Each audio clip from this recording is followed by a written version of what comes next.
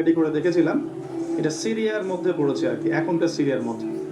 তো এই সিরিয়ার সাথে গ্রিকদের, রোমানদের এবং খ্রিস্টানিজমের একটা সম্পর্ক আছে। এমনকি যখন খালিদ বিন ওয়ালিদ রাদিয়াল্লাহু আনহু তাদের সময় যখন এই যে পারস্য এবং রোম বিজিত হয়েছিল, তখনও কিন্তু এই জায়গাগুলো মুসলিমদের করতলগত হয়েছে। তো এই আন্তাকিয়া শহরের মানুষটা তৎকালীন সময় ছিল মুশরিক। এক কথা কি ছিল? মুশরিক।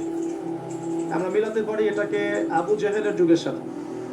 আবু জেহেল, আবু লাহাব, উতবা, শাইবার যুগে যেমন একটা সমাজ ছিল শিরকে নিমজ্জিত, মূর্তি পূজা হতো, মাধ্যম পূজা হতো, কবর পূজা হতো, মৃত মানুষের পূজা হতো ইত্যাদি।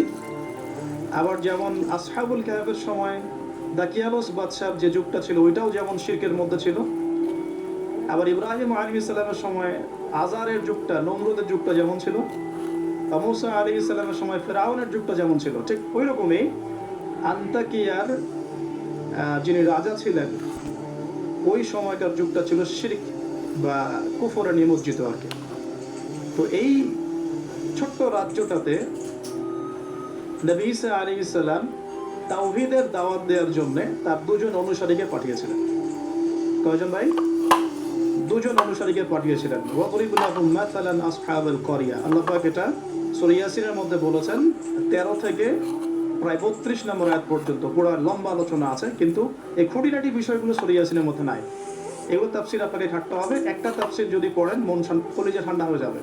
কিন্তু একটা, সেটা হলো তাফসীরে জালালাইন। তাফসীরে জালালাইন এটা পড়লে কলিজা ঠান্ডা হয়ে যায়। অন্যগুলো পড়লে কলিজা একটু মনে ক্ষুধা এখনো বাকি আছে আর কি। জালালাইন পড়লে মনে হয় যে ক্ষুধাটা মিটে গেছে আলহামদুলিল্লাহ। এতটাই গভীর আলহামদুলিল্লাহ, মাশাআল্লাহ। আমি এটা প্রেফার করি বেশি যে তাফসীরে জালালাইনটা বাসায় কিনবেন, পড়বেন।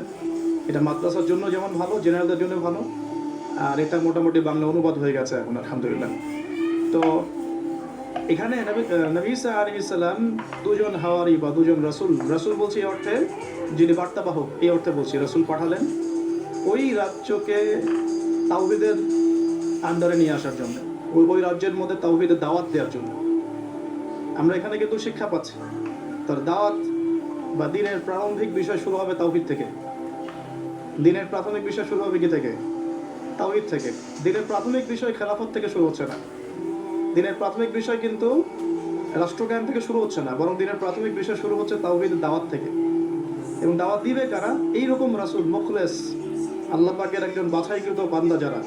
আমরা তো বাছাইকৃত রাসূল নই, তাহলে আমরা রাসূলের অনুসারী হওয়ার ক্ষেত্রে যেন পরিপূর্ণতা অর্জন করতে পারি, এটা আমাদের টার্গেট থাকবে। মানে আমরা রাসূল হতে পারছি না, আমাদের একটা দরজা বন্ধ, কিন্তু সাহাবীদের মতো হওয়ার চেষ্টা করতে হবে। আমাদের দরজাটা এখানে। তো এখন দাওয়াত দিতে গিয়ে তারা যখন শহরে ঢুকলেন, এখানে শহরের রাজার নাম কি ছিল ইত্যাদি মেনশন করা হয় নাই। কোরআন চুপ আছে, আমরাও চুপ আছি, ঠিক আছে। ঢোকার পথেই শহরের শুরুতেই একজন ব্যক্তির সাথে দেখা হল। এই ব্যক্তি একজন কাঠমিস্ত্রি ছিলেন। কি ভাই? কাঠমিস্ত্রি। তো কাঠমিস্ত্রিকে নাজ্জার বলা হয়, আরবি দিয়ে কি বলা হয়? নাজ্জার। তো তাকে জিজ্ঞাসা করলেন দুজন রাসূল যে আপনার নাম কি? সে বলছে আমার নাম হাবিব বিন ইসরাইল। হাবিব বিন ইসরাইল। তো তিনি জিজ্ঞাসা করছেন আপনারা এখানে কেন এসেছেন? ওই দুজন রাসূল বলছেন যে আমরা এখানে তাওহীদের দাওয়াত দিতে এসেছি। কোন তাওহীদ? আপনাদের ইলাহ কে? আপনাদের রব কে? তখন তিনি ওই রকম করে কথা বলছেন যে যেমন ইব্রাহিম আলাইহিস সালাম বলেছেন আমার রব জীবিতকে মৃত্যু দিতে পারেন, মৃতকে জীবিত করতে পারেন।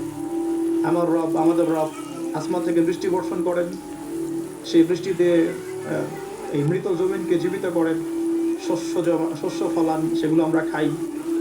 আমাদের রব সূর্যকে পূর্ব দিক থেকে ওঠান, পশ্চিম দিকে ডোবান। এরকম যত বৃত্তান্ত আল্লাহ সম্পর্কে তাওহীদের যত কথা তাকে শোনানো হলো। তো সে ব্যক্তি একটা প্রশ্ন করে বসলো যে তাহলে কি আমাকে কোনো মুজিজা দেখাতে পারবেন কিনা? আপনি যে একত্ববাদের কথা বলছেন, এক আল্লাহর কথা বলছেন, কোনো মুজিজা দেখাতে পারবেন কিনা? এখন মনে করেন তো দেখি যে ঈসা আলাইহিস সালামের যুগের মুজিজা কি ছিল। এক এক যুগের মুজিজা কিন্তু এক একটা। মুজিজা বোঝেন কিনা? অলৌকিকত্ব, যেটা নবীগণের মাধ্যমে প্রকাশ করে। এটা আল্লাহর ক্ষমতা, এটা নবীদের ক্ষমতা নয়, কিন্তু আল্লাহ পাকের ক্ষমতা। নবীদের মাধ্যমে আল্লাহ প্রকাশ করেন। আল্লাহ পাক এই জামানাতেও আল্লাহ পাকের ওলিদের মাধ্যমে ক্ষমতা প্রকাশ করাতে পারেন। আল্লাহ পাক এখনো ক্যাপেবল এর জন্য। তো সেরকম মানুষ হতে হবে আগে। সেরকম মানুষ তো হতে হবে। অনেক আল্লাহর বান্দা আছেন, দেখবেন আপনার জন্য দোয়া করছে, আপনার সমস্যা দূর হয়ে গেছে, হয়নি? এমন হয় তো আল্লাহ পাক, এটা তার ক্ষমতা না, ক্ষমতা কার? আল্লাহ পাকের। এখন ওই সময়কার মর্যাদা ছিল কিন্তু কুষ্ঠ রোগীকে ভালো করে দেয়া, মনে আছে? অন্ধত্ব দূর করে দেয়া, এবং মৃত ব্যক্তিকে জীবিত করেছেন ঈসা আলাইহিস সালাম আল্লাহর হুকুমে, মনে আছে? যে যুগের মর্যাদা, মানে যে যুগটা, যে বিষয়ে বেশি বৈচিত্র্যময় ছিল, ওই যুগে আল্লাহ পাক ওই মর্যাদাই দিয়েছে। যেমন সুলাইমান আলাইহিস সালামের সময় জিনদের খুব দাপট ছিল, বুঝছেন? তো সুলাইমান আলাইহিস সালামের সময় জিনদের দাপটটা বেশি ছিল। আল্লাহ পাক জিনদের উপর সুলাইমান আলাইহিস সালামকে কন্ট্রোল দিয়ে দিয়েছে। ওই যে বাতাসে তার সিংহাসন ফ্লাই করতে শুরু করলো, তার আংটির মধ্যে আল্লাহ পাক ক্ষমতা দিয়ে দিলেন। জিনদেরকে যে কাজ করতে বলতো সেই কাজ জিনরা করতে বাধ্য হতো। মনে আছে ঘটনা? আচ্ছা। আবার মুসা আলাইহিস সালামের সময় জাদুবিদ্যার চর্চা হতো, জাদুবিদ্যার চর্চা। এই চর্চা কিন্তু এখনো হয়, এখনো জাদুবিদ্যার চর্চা হয়, ব্ল্যাক ম্যাজিকের চর্চা এখনো হয়। এগুলো থেকে বেঁচে থাকাটা খুব বেশি ইম্পর্টেন্ট, কারণ এগুলোতে ইফেক্টেড হয়ে গেলে অনেক সমস্যা হয়ে যায়। আমি শেষের দিকে প্রশ্নোত্তর পর্বে কিছু আয়াত বলে দেবো আপনাদের ইনশাআল্লাহ। এই কোরআনের আয়াতগুলো নিয়মিত পড়বেন ইনশাআল্লাহ। তো ওই সময় আল্লাহ পাক মুসা আলাইহিস সালামকে লাঠি দিয়ে জাদুবিদ্যার বিপরীতে মুজিজা দেখিয়েছে, আর যখন যেটা তার বিপরীতে সেই মুজিজা, বুঝতে পারছেন? নবী সাল্লাল্লাহু আলাইহি ওয়াসাল্লামের যুগে কবি সাহিত্যের যুগ চলছে, একদম কাব্য সাহিত্য নিয়ে তারা খুব গর্ব করত। আল্লাহ পাক কোরআন নাজিল করলেন, সব সাহিত্য ধসে গেল। এটা কোরআনের মুজিজা।